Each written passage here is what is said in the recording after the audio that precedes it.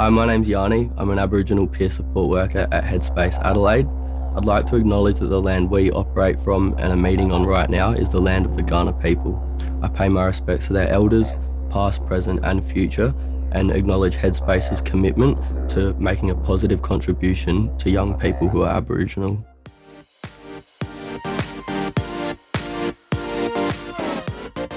Hi everybody and welcome back to Headspace Sessions Podcast Adelaide. I am your host Ali, and once again we are joined by our lovely co-hosts. Introduce ourselves. I'm Benjamin.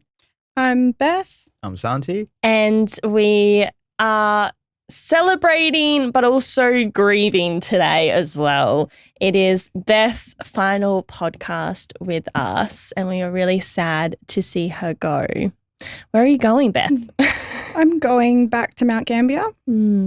I have felt like I needed to go home, but also just been missing it quite a lot. I've lived in Adelaide for about 4.5 years and I've loved it, but there's just something about home that's quite special and my family's there.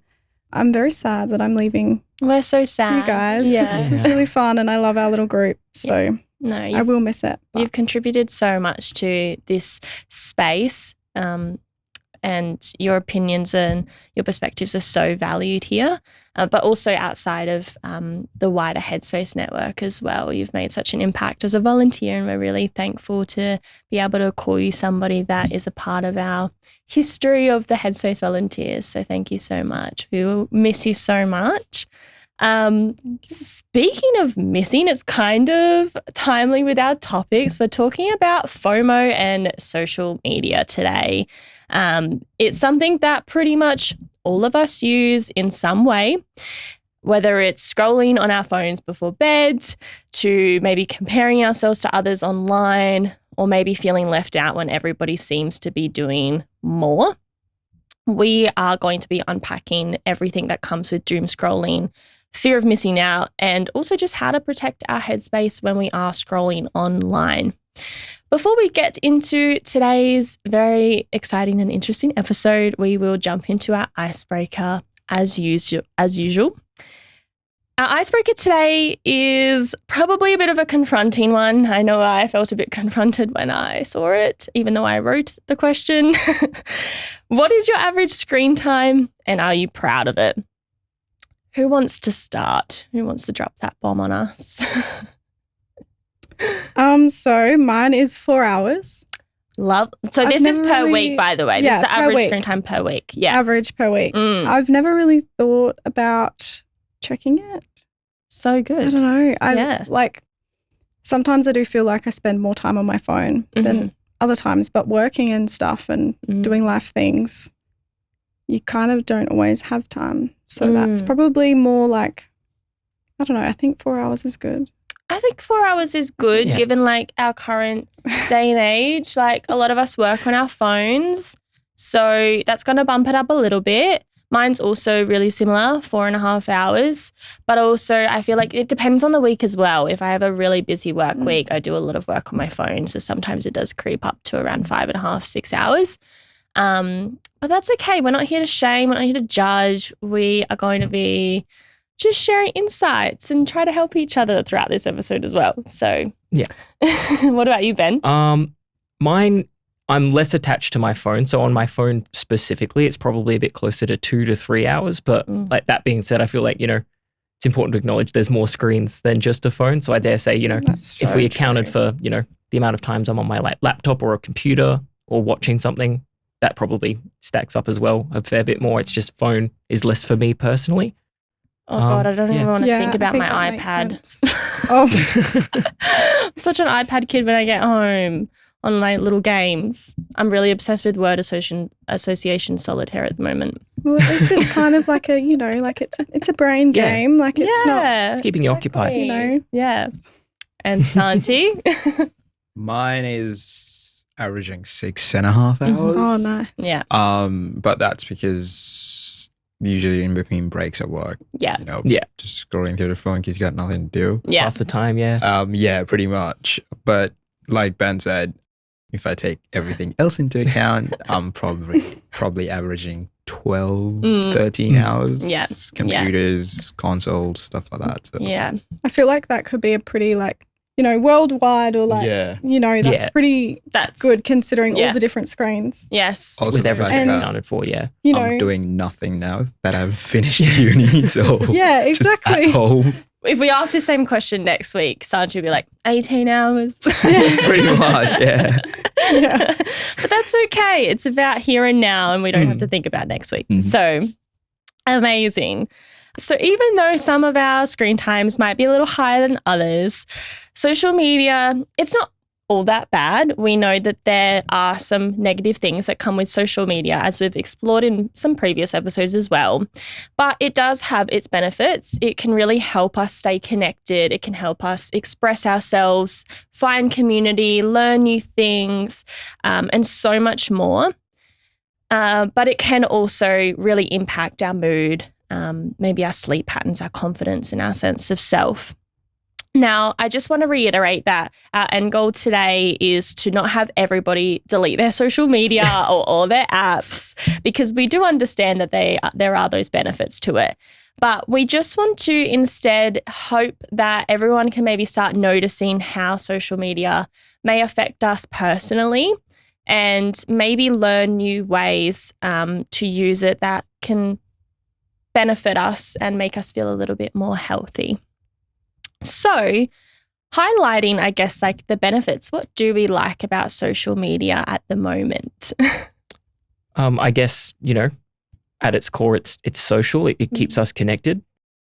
I think I've already mentioned the internet actually in one of our earlier episodes about like culture, I think.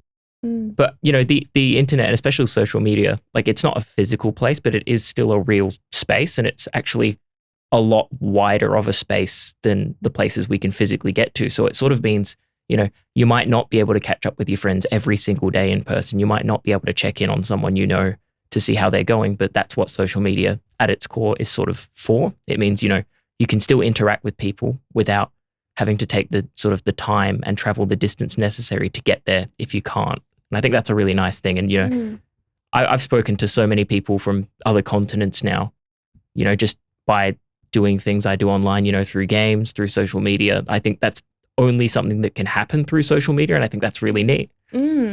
Yeah, I definitely think the community aspect of social media is a huge benefit. There would be so many people through work and through my personal life that I wouldn't have kind of crossed paths with if it weren't for social media, and kind of noticing people maybe with like-minded interests or that I share values with. So that's been a really positive thing for me as well. What about you guys? Yeah, definitely everything that Ben said, like finding your community in all different times of your life. You might feel like lonelier or feeling like you can't connect with people that are like you. Yeah. Because there is a diverse range of everyone. Everyone likes their own things and stuff. And that is something that you can definitely do. Yeah.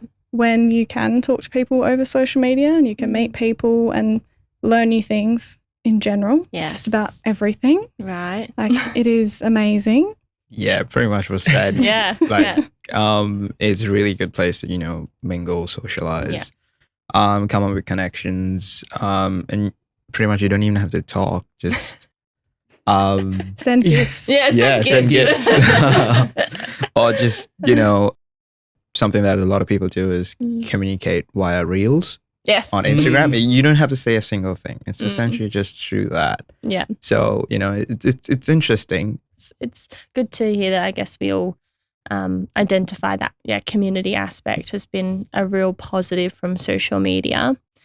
Have we ever personally taken a break from social media, or maybe like an app in particular, when we have felt like we needed to, or maybe we notice our screen time getting up a little bit? So this might not count, but I feel like it's probably still really relevant. The second that TikTok released, I knew I was never going to touch it, because the way my attention span works is I'd be immediately like a mosquito going up to the big bright light on the wall, and I'd just be obsessing over that and just stuck there, and I wouldn't realize how much time had passed. So I sort of proactively decided something like TikTok, where it's very much the media you consume, especially in its early stages, was between 5 seconds and a minute. And it's sort of like, because it's all these separate instances, but there's no definitive like start and end point to it. I've always felt, you know, I would never be able to bring myself to that conscious end point as easily. So I've avoided that personally, but I've got friends that have basically gone like, oh, you don't use TikTok, right? I guess I'll go on a TikTok like purge, they call it, for a while, but like, and then they go back later. It's sort of like the detox almost to sort of get it out of your system a bit. Yeah. Well, that's so admirable. I wish I never opened TikTok. Like I said, it took me a long time to download TikTok and actually use it. And now I use it now, but like it took a very long time to get to that point. I never post anything, but I kind of find it helpful for like Googling stuff and trying to find out stuff. And like I sew, so it's like really good seeing what other people do in a creative space, and then I can try and learn from that, replicate it. But I think when I was younger, I was very skeptical about social media. I was very scared of it, very anxious thinking about it. So it took me a long time to actually download it when all of my friends already had it.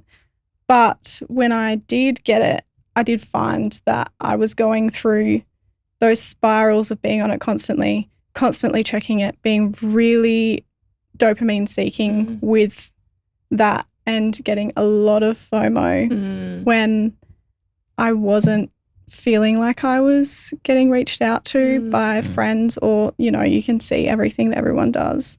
So I think at some points I did take small, very small breaks from like Snapchat or like, I think that's probably the main one because that's the main one I use. Now it's not as bad because I'm doing adult life things and working and I don't have time for that.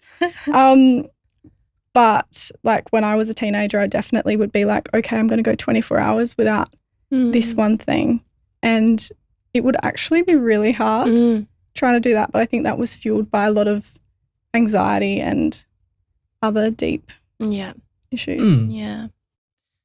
I wish I could sit here and say that I've taken a break from social media or an app in particular. I personally haven't. A lot of my friends have great self-discipline and are able to do that. I think I maybe justify it because I own a business and one of those businesses is predominantly on Instagram. So I'm constantly on Instagram.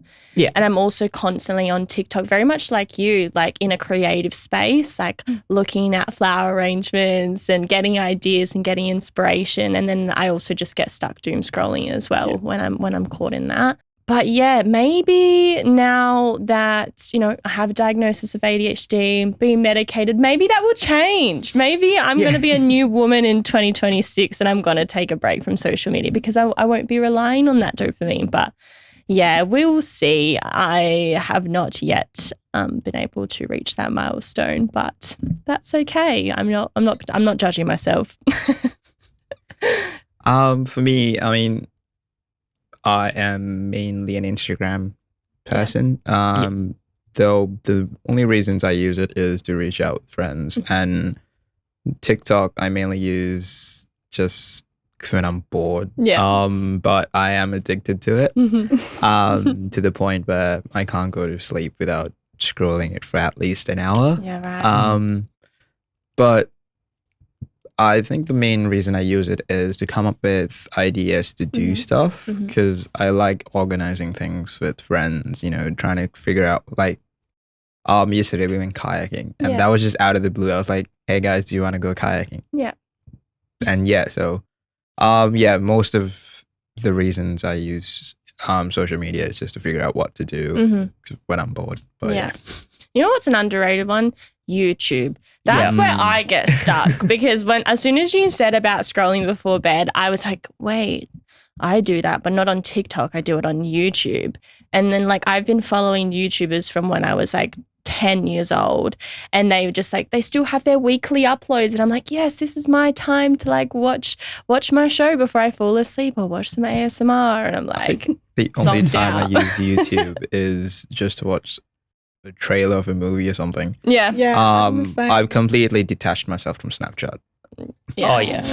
I'm like I'm a YouTube super fan. Yeah. I actually have like YouTube Premium. I don't want to waste time on that. Oh, but yeah. like I think yeah. That's definitely, you know, I'm better with it now. But when I was, you know, in my younger teenage years, there were a couple of times where I'd be so engrossed in what I was watching in YouTube. I'd be like, oh, the sun's up. Oh no. Like, and I think that was something I had to wrangle back in the day. And I think that's a really good point, because I think like if you're looking at things like Instagram and TikTok and Facebook and whatnot, that sort of random stuff, you're not necessarily deciding what's coming up in front of you. Yeah. It's just based on what the algorithms decided you should probably see. Where I think like YouTube is this interesting case where you are somewhat intentionally engaging with what you're consuming. Like you're clicking something that's of interest to you and watching it. But because of that, I think it's almost like if you're stuck in that loop of clicking something new every time and you haven't intentionally gone like, right, after this video, I'm going to stop. Yeah. Yeah, it's basically doom scrolling, but it's doom viewing. Yeah. I guess. And they recommend like videos that are so similar to the ones that you're watching, and you're like, well, I may as well watch that too. Like, how could I watch this video that I'm obsessed with and not this I one need to see it. Yeah. Sometimes I'll like go on Pinterest before bed and I'm like, oh my God, I'm such a new woman, like going on Pinterest before bed instead of Instagram. Like, who am I? Like, like it's a better form of social media. No, it's still the same. In my case, it was mainly after I hit 17, 18 that I started using social media. I mean, before then it was just pure go outside. Yeah. So yeah, it's interesting, isn't it? That's cool. That's impressive. Yeah, that is like very lots of people when they're 12. Absolutely. Yeah. And they're getting, you know, like I think when I was 12, I had iMessage. I didn't even have iMessage when I was 12. I wanted it. And my parents were like, no. Like, I mean, or Kick, whatever that was. I was 15, 16 when Instagram was first published, and I was like, I didn't know what it was. Yeah. And so my entire childhood was essentially just sports and just focusing on that rather than social media or anything like that. So. That's good. Yeah. That's cool. I like that. Yeah. We've mentioned a little bit about doom scrolling in our own experiences. And if you don't know what doom scrolling is, it is a term that we use to describe when we get in that scroll, that infinite scroll, whether it's really funny content or whether it's really negative or distressing content. And we can kind of feel that it is starting to impact our mood or our attention spans. What's important to know is that it might not be necessarily about a lack of willpower that we have or self-discipline. Social media platforms are literally designed to keep us hooked. Our brains are also wired to pay attention to things with novelty and with threat, and being on social media, there's constant of both of those things. So when we see those really shocking headlines on our news platforms or really emotionally intense videos, our brain actually will go into alert mode and we want more information. That's what we're seeking at that time. So when you add in a scroll that can be super infinite and really attention-grabbing reels, and the reward that we get from finding a new video that we like or seeing one that's recommended that we would want to watch, it makes sense that we can kind of be an hour deep without even really realizing. Do we ever notice our mood changing depending on what we consume on social media? Yes. Yeah.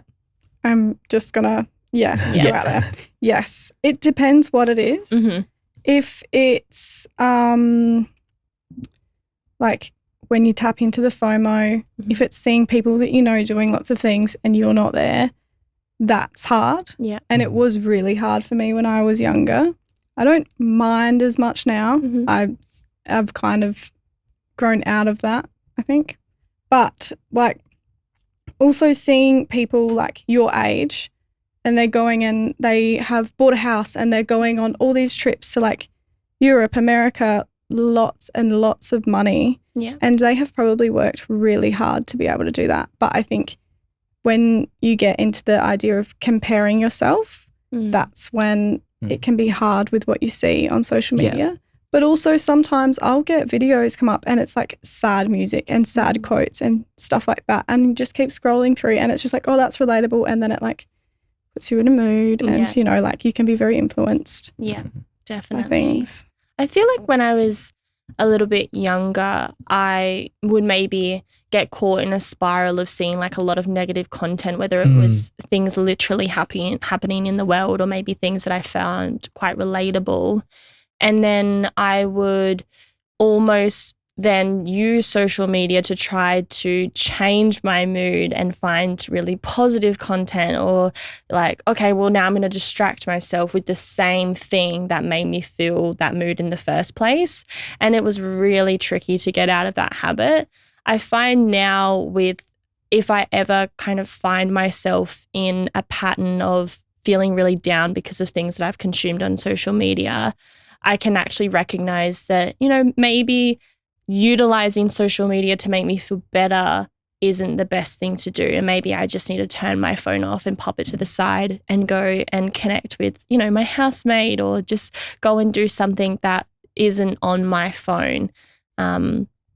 Because it just seems a bit counterintuitive to use the same thing that made me feel sad in the first place. But it definitely took me a long time, I think, to get to that point. Yeah.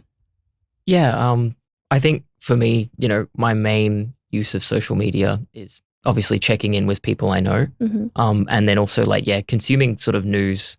I think it's, you know, coincidentally, I think Gen Z consumes most of their news statistically through social media as well, which obviously means, you know, media literacy aside and whatnot, there's going to be a lot of emotional spin and bias on the content compared to maybe, you know, if you're reading it in a newspaper or reading an article or seeing it being reported in a more professional context. But I think there is obviously, news that you'd find really upsetting, and there's, you know, stuff that can get to you. And I mean, like, because of the way the internet is, and because, you know, the way the algorithm is designed to try and keep you engaged with it as long as possible, sometimes something pops up on your feed that you'd rather not have seen, I think. And I think it's really important, you know, when you're doing that, to also try and recognize and sort of, I guess I take a moment to reflect on why I've reacted that way and sort of what's caused me to feel that way, and whether it is or isn't helpful to have consumed that media. Like if it's just something that's made me sad, there's no real point to it, then maybe that's something I'm going to try and teach my algorithm to show me a bit less of, where, you know, if it's something that it's a little confronting but it's important, I might keep it there because I've sort of thought it over and made that decision with it. But I think that's when you're starting to have it affect your mood, that's when it's really important, like you were sort of saying, Ali, to take that step back and see if there's something else you can do for that, you know, sort of dopamine access and that sort of way to unwind in a way that doesn't keep you constantly wound up at the same time. Yeah, really well said, Ben. Why do we think that it's so hard to stop scrolling even when we know it's not helping? It's the dopamine. It's the dopamine. It's designed to get you. It's designed to hit all those spots. And then when you see things, like say you've searched one thing or you liked something, then your algorithm is like, yes, more of that, more of that, because they're engaging with that and they love that. And then next minute you've got 100 different things that you've scrolled through within half an hour and you've liked every single one. And they all hit the dopamine. Like our brains are designed to seek dopamine. That's how our brains work. Yeah. So, it's that newness, like that fear of literally, I'm going to miss out on what people are posting in their lives, or like, I don't know if there's like crazy things happening in the news or crazy pop culture like news as well. I feel like that's always when I'm like, oh, I haven't checked my social media in 20 minutes. Something's definitely happened, like, because that's our world. And it's that, oh, well, I need to be, I don't know, like I need to be one of the first people to see it. Like that's just what my brain is saying to me. And if I don't, then well, I don't know what's going to happen, but I will never find out because I always check it. But I crave that novelty. I love seeing new things and very tailored content. So it is really tricky. No, I think the like every app, you know, they need to sustain themselves at the very least, and most apps are designed with making some sort of profit in mind, which is why there's like, advertisers and whatnot on most of them as well. But in order for the people to see the ads, they have to be on the app, which means, having that algorithm that responds to what you're liking and what you're seeing and what you're interested in is in the best interest of the people that sort of made the app in the first place, because that's what helps them keep it floating and keep themselves sort of going on their end as well. But I think, conversely, that means that it sort of comes at the expense of our time and our attention. And it's not this thing where it's sort of like, if you're zen enough, you can resist the urge to continue doom scrolling, because it's sort of almost by design now, I think, that you spend that much time on social media. Definitely. Yeah. And I think once you realize like that it is so intentional, that, the people behind these apps are literally, they're trying to make as much money as possible, and they're trying to be the best and biggest app. And maybe, like you said, it is our time that comes as an expense of that, and everything else, our mood and our sleep and our livelihoods, that as soon as we kind of make that connection and realize that, wait, we are in control of like how we react to this media or how we engage with it. And that's kind of leading into our next topic about, we can't always control what's on our feeds, but we can control how we interact with it. And there's a couple of suggestions that you can do personally, maybe if you're feeling like you're trapped in this doom scrolling cycle, or you're noticing yourself kind of experiencing that FOMO. Maybe it's, being really intentional about the accounts that you follow, like Ben mentioned, whether like really trying to curate your feed, and muting maybe accounts or unfollowing accounts that maybe trigger that content, or trigger those mood changes that can be quite negative for you. Turning off your notifications, or maybe just popping it on do not disturb mode for, even if it's just starting with like 10 minutes per day, and then trying to work it up, make it a bit of a competition for yourself. If you do love that reward seeking thing, make it a bit of a game. Setting some screen time boundaries as well. iPhones are really good these days that they do have those settings. I'm not sure about Androids. I'm not an Android user, but I'm sure that they have that. Yeah. And maybe, no phone time before bed, or if that seems really like a big step for you, maybe it's changing what kind of thing that you're doing on your phone. So instead of just scrolling TikTok or scrolling Instagram, maybe it's downloading like a colouring game or a really mindful game that kind of helps you wind down. Is there anything else that you guys do personally to kind of put those boundaries in place, or suggestions you have for the audience? Something that I and a bunch of others do is we set our phones to black and white. I've heard this. Or you turn your phone into a minimalist phone, which Yes. essentially just takes away everything that draws your eye. Yeah. And that pretty much just like, it hits your brain and you're just like, no, Yeah. I think it's fine for me to just keep it away for a bit. Yeah. It takes the interest out of it if there's pretty no much. colour. But then you've also got certain people that think, okay, I need this, so I'll go turn it off. So trying to resist that urge is something that everyone needs to work on. But another thing is, like you said, winding down reading. Yeah. But then that is a bit difficult, trying to get into that. Especially if it's bandwagon. not something you've done before, for sure. But yeah, it's... Yeah. It's not having to take that step so rapidly. It can just be like, 5 pages a night. And then like, I could still go on my phone after, but I'm doing something just to change it up a little bit, and then that habit can grow. So it's starting small. I think for me, and I guess it's on a broader scale as well. Like for me personally, I find consuming media with like intent is really important. So when I'm on YouTube, I'm like, right, I've got this much time. I need to find, a video or a set of videos that fall into this much time. And I'm watching them because I'm interested in what they have to offer. I'm not just watching because I want to watch YouTube. And then this is like, I've kind of tried to questify my tasks a bit, I suppose, where it's sort of like, I'm doing this, I want to get it done by then, and I'm doing it for this particular purpose. And it's sort of like, it goes from like, this is indefinite, to it's sort of like, right, tick that box off, I can move on. And then I think, you know, there are just other helpful ways to consume media that aren't social media scrolling. So like my partner's got a really good one at the moment. She's stopped browsing social media when she's sitting in bed and about to go to sleep, and she starts playing Mahjong on her phone instead. So it's sort of like it's occupying her brain. It's keeping her engaged, but there's a reason for it, and it's not necessarily information that's going to go in one ear, go out the other immediately after. Yeah, that's a great one. Yeah. Perfect. Well, thank you guys so much again.